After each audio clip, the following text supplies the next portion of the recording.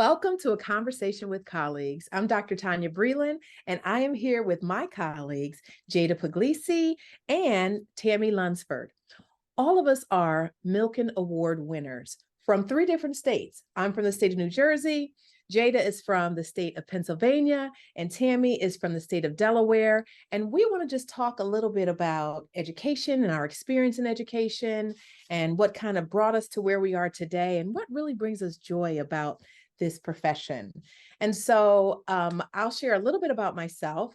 I no longer work in the school system. I have been out of the school system for a number of years. Since winning the Milken Award in 2006, I was a fourth grade teacher. I then moved on to become an administrator, where I served as a principal of a school that was in need of improvement. I had the opportunity to turn that school around and remove them from the state's list of schools that were in need of improvement. From there, I opened my own educational consulting firm, where I was helping other school districts also improve instruction for students and improve experiences that students had on a daily basis. Beyond that, I worked for the Department of Education, where I served as Director for Professional Learning, as well as Assistant Deputy Commissioner, and then came back to my business where I currently am working, and I support school districts and other organizations in being more equitable. So educational equity is at the top of that list. It is really about creating opportunities for students and access for students, specifically those who are Black and Brown students who tend to be marginalized, and other marginalized students as well. So that's a little bit about me. Let me let you hear a little bit about my colleagues. So who'd like to get started? You want to go ahead, Jayda? Yes. Okay. So I am Jayda Pugliese. I am located in Philadelphia, Pennsylvania, and I won my Milken Educator Award in 2016. And at the time of my award, I was a fifth grade math and science teacher in the school district of Philadelphia. Prior to that, I had lots of different experiences working in charter and public sectors as a special education teacher, as an ESOL teacher, and as a STEM math and science teacher. Currently, I am a kindergarten through eighth grade principal here in Philadelphia, but I work for the Archdiocese of Philadelphia at St. Mary Interparochial School. And I travel internationally to deliver professional development in STEM education, in supporting students from diverse backgrounds, making STEM accessible for all, as well as strategic planning for principals and making the workplace accessible for employees that have disabilities, as well as I am hearing impaired myself. And that's a little bit about me. Thanks, Jayda. Tami? So my name is Tami Lunsford, and I won the Milken Award in 2017, and I am still in the same position that I was at the time. So I teach 9th through 12th grade science at Newark Charter School in Newark, Delaware, and I teach biology, AP biology, and marine science. And in addition to that, I run professional development and teach teachers for how we incorporate the ocean into what we do, and especially exploring the deep ocean.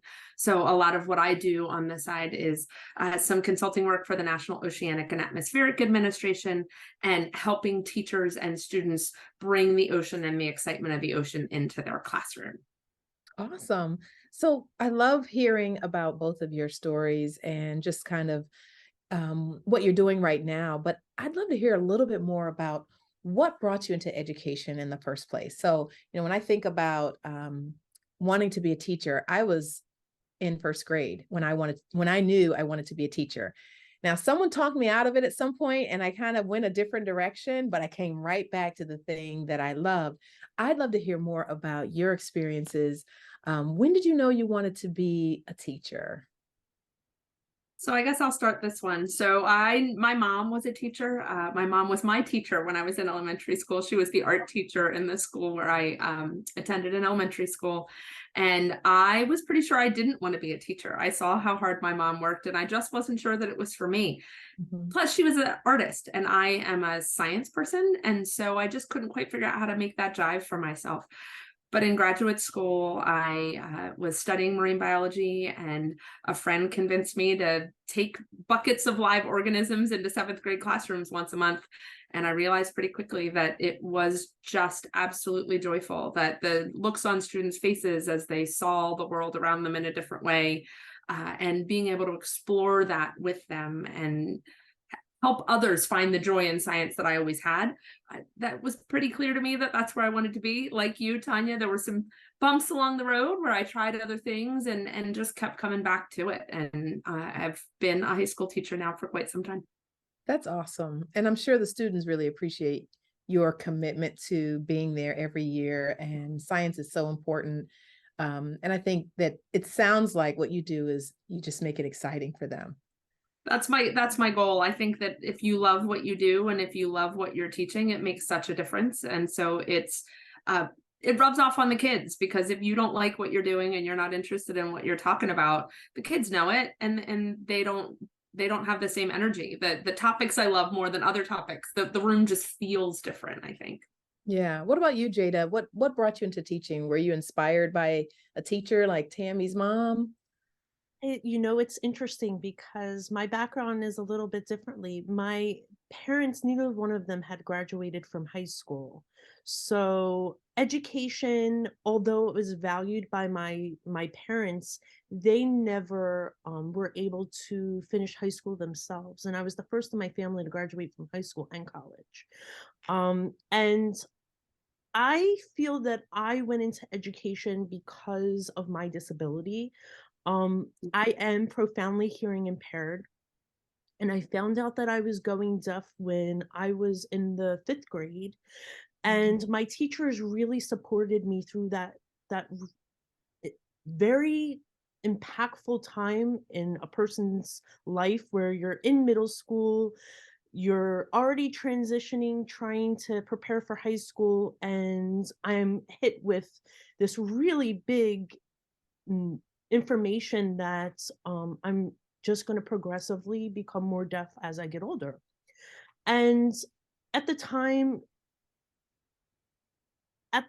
my family also made constant acknowledgement that I was really good with children.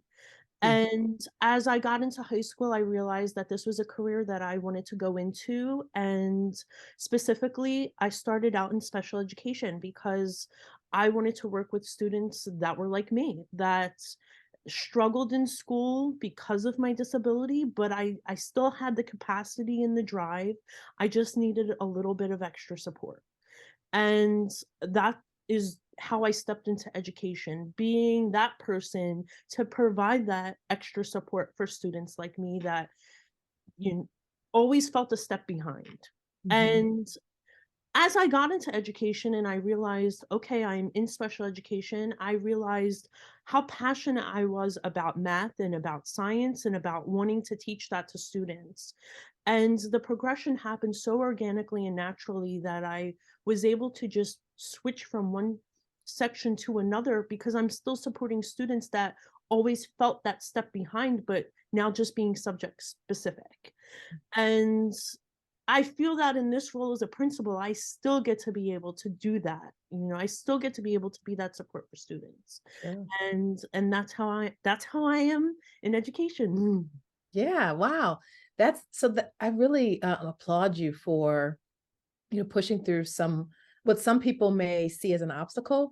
But for you, I don't know what your journey was like or just how challenging that was in real time for you, but to see you now and to see, how successful you are and how much you really care about the kids, that's really like just beautiful. For me, I was a first grader and I had a teacher who was really impactful for me. And her name was Mrs. Betty Clark. I tell this story often. And Mrs. Clark looked like me. And that was pretty amazing at the time. That was in the 70s.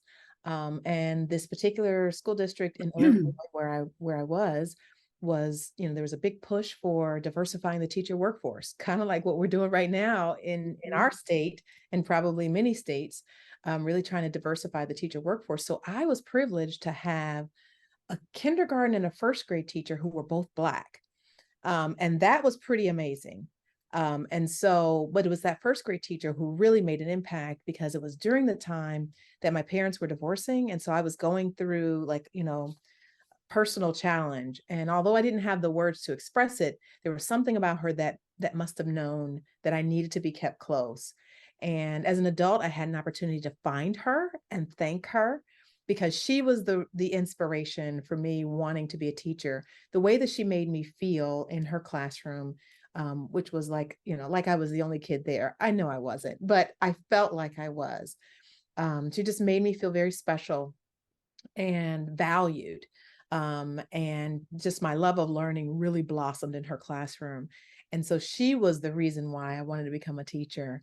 And so I was able to thank her years later, many, many years later, just, and she remembered me. She said she didn't remember my circumstances. She said, I just remember I needed to hold you close, but I don't know, I didn't remember why. But it was, it was really a lovely, opportunity. And so, as we like think about like how we pursued this dream, like what keeps you in education? Like what is it that, keeps you staying, Tami, for example, in the same role, that you were in, a number of years ago, when you won the Milken Award, but what keeps you here? So it's interesting what you just talked about. To me, it's about those relationships. It's about forming those connections and being that person for the kids who need it. Mm-hmm. So as a high school teacher, it's not quite the same as the way you hold elementary school kids close, but some of them are just, they need as much emotional support. They need someone who is outside their household who will help guide them through it and help them find their way through whatever difficult things that they're dealing with. And so for me, it's about that. Every year, there are kids that, or young adults, and some of them are adults, right? By the time they leave my room, some of them are 18 and voting, but to be that person for them. And yes, to inspire them in science, and yes, to excite them about science, but also to be able to just have conversations and to make sure they know that they're cared for and that they have a voice and they have a place and they have a future, whatever that is for them. That's what keeps me there. Every time I think about, do I want to go into administration? Do I want to move on to some other type of role? I have another kid that comes into my room that I go, nope, got to stay here till that one graduates because that one needs me. And so that's what keeps me going. Wow. Yeah, that's beautiful too. So Jayda, you're not in the classroom anymore. You're an administrator. And as an administrator, your role is really important because I feel like, you really get to impact so many more students' lives. But what is it that keeps you in education?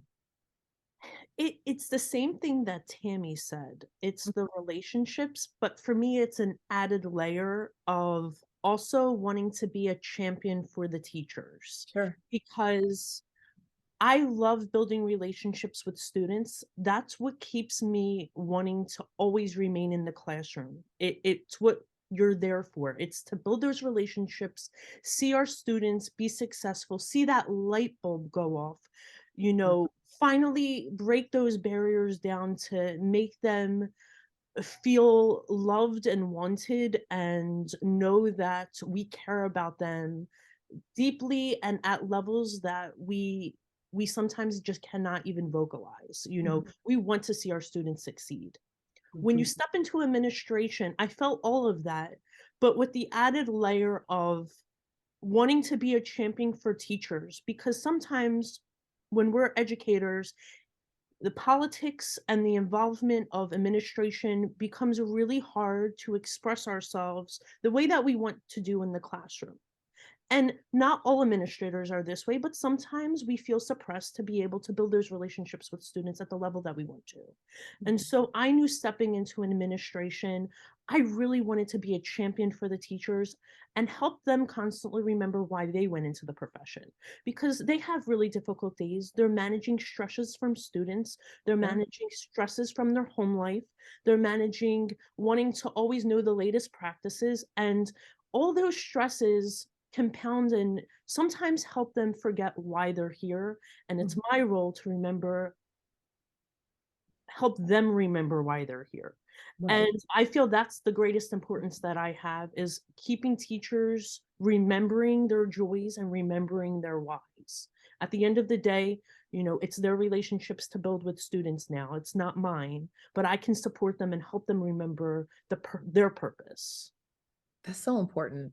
love I it. think sometimes we can kind of lose sight of that, because we get so bogged down with all of the mandates that come from above, or, just the stressors that are coming from the outside. And, you know, let's face it, we're still in COVID, like it hasn't gone away. And so we still have that, as a stressor. And so just kind of being a champion for teachers, that I think that's really important. I was thinking about just, we've been in education for a long time. Wait, how long have each of you, like the number of years you've been in education? I've been teaching for 21. Okay. What about you, Jayda? I've been in education for 15. 15 years. So I started in education in 98 as a second career. So it's been a long time. I'm sure over those years, the 15, the 21, I don't even know how many years for me, like, what are some of your favorite memories? If you can think of any. I have a recent memory. This Ah, is happening in real time. So as an administrator, I am simultaneously teaching a class of 7th graders, because I always want to feel connected to the students, and the best way to do that is to teach 1 day a week. And that's mhm. what I do. And um being able to balance my administrative duties with just teaching once a week has me so connected to the students today, and it allows me to constantly remember the joy that I feel in the classroom and the challenges that my teachers are enduring. And it gives me really great perspective when I'm having conversations in the classroom, and I'm not asking them to do anything that I wouldn't do myself, because I'm in there with the kids too. So if my Mhm. expectations are for them to do this, it's because I'm also doing it and I'm holding myself accountable. And that's a very unique experience. And I'm just very blessed to be able to do that. Not everybody's going to be able to do that. I know that. Right, But right. that's a live thing that's happening right now for me that just gives me so much joy, and has been one of my greatest experiences. I didn't have an opportunity to teach a class when I was a principal, but I did run a before school like book club with the students. And I really enjoyed that time with them. And they loved that time as well, because it was an opportunity for them to get to know me. It got to the point where we were like in a small space, and then like they started telling their friends, and we had to go into the library, and we just like ran out of chairs. But it was really enjoyable to be able to like do that, in an administrative role, because you often, can get bogged down with the bureaucracy of the role, that you lose sight of the students. But I really enjoy that. So I imagine for you, that's probably a really enjoyable experience. Mhm. Yeah. It's hard for me to have us like just one memory, but I like the ones that stand out for me are that the kids who you see certain kids and you see that they're having a hard time finding their place in high school, right? So maybe they're not part of the in social groups or whatever. And in particular, I had one student with autism who really was struggling to find his way, and he started high school, and I realized pretty quickly that he had quite a deep love for science, and I sort of wrapped him up in my marine science club. And the students who were involved, some of whom were really high academically, some of whom were struggling academically, but that just loved the ocean, they just sort of wrapped themselves around him as well, and he became part of the club and part of the organization. And he went through this transition through high school where he went from a kid who very rarely would interact with other kids, would not speak in terms of like giving presentations or anything like that, to being able to travel overseas with us and stay in a dorm. And we went to Bermuda, and he snorkeled every day. And when he came back at the end, he gave this gorgeous presentation on his research to an entire group of students that he didn't know. And to watch him have that transition and then to be able to hug him at high school graduation and see what had happened. I'm getting emotional. Yeah, sorry, I start talking about some of my kids, and it's Yeah. just so it's like not a specific memory. It's like a 4-year journey, right? But like, oh, it was just, yep, that's why I do it. Yep. No, like I'm Yeah, easy sorry. though. I feel really like I'm very empathetic. So like I can feel like even the joy that's kind of exuding, through the screen here. And, it's really, really touching, and it speaks to how much of a difference you're making in the lives of your students. And you can see it, like to be able to see it in real time, like, wow, that's like powerful. So let's kind of close things out by talking about some of the greatest lessons you've learned as an educator. I'll start with one, and it was when I was teaching fourth grade, and I was new to that grade level, and I was kind of doing what the other teachers were doing and not really what was necessarily best for kids. And I had a student kind of yell out in class, "I'm bored."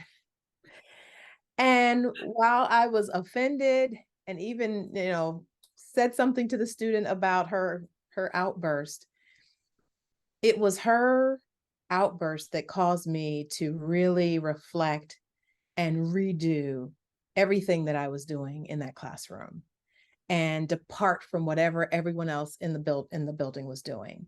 And that's when I realized how important it was to engage my students and create lessons for them that were relatable and that were enjoyable. And when I became a principal, I looked for that in teachers.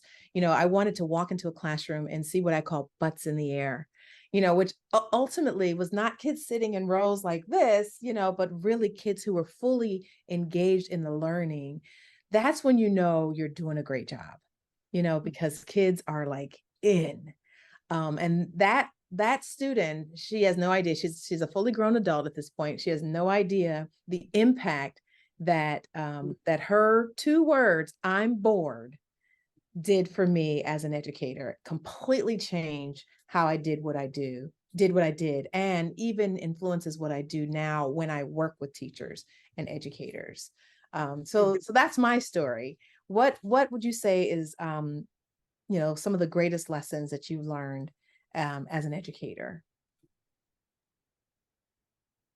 Go ahead, Jade. I see you unmuted. Yeah, because there's so many lessons. I mean, the lessons of being adaptable or understanding, this is a very fluid profession. But honestly, I'm gonna go back to simply dream big. Um, you, in order to be impactful, you have to let yourself dream big, even when you may be feeling the pressures of all the politics that comes with being in education. Yeah.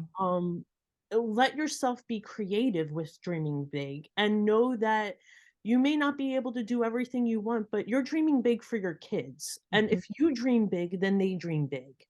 And that's that at its core, that's all we want our students to do, is to dream big and to be able to try to reach those dreams. Yeah. And I can give so many examples of when I was in the classroom and, I was dreaming up trying to get a 3D printer in my classroom. And then before I knew it, I had 3 3D printers in my classroom. So, in a very underfunded school district in Philadelphia, I had so much technology around me, but I allowed myself to dream big, and I tried to reach those dreams for my kids. I wanted them to have exposure to this high-tech society because they're going for jobs that don't even exist yet.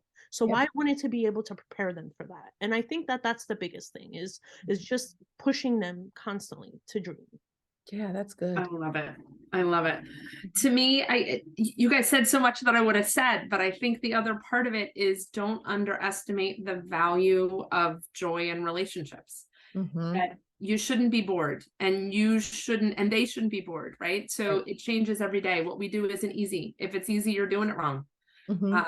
This doesn't mean every minute has to be hard. It doesn't mean you have to be the one who's working all the time, right? But take the time to know your kids, to know them that day, that year, because it constantly changes. And if you're reading the room, and if you're reading where they are and when they're bored and when they're into it and what they love and what they're into, then you can adapt what you're doing.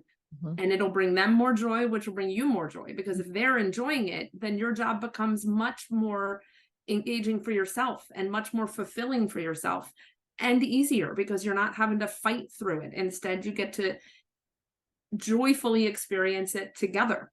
And the feeling of that, you can feel the difference in a room when you walk in, if that's what's happening. And so it just changes everything about how much they retain, how much they learn, how much you enjoy it. So don't underestimate that. Remember that the relationships and joy in what you're doing really matters. They really do. So this has been a great conversation that I hope we can continue at some point and we can do it again. But I really enjoyed just listening to both of you share some of just a few little snippets of your experience as educators. And, hopefully this will just, as others listen to this, they'll feel inspired again. They'll remember why they came into education in the first place. They'll think about ways that, the impact that they're having with the relationships that they're building with their students, and ways to create memories and to keep dreaming big for not only for themselves, but for their students. That's what I hope people take away from today's conversation. But Tami, Jayda, thank you for just, indulging me today and having this great conversation. Looking forward to the next one. It was a joy, Tonya. Thank you so much. Thank you.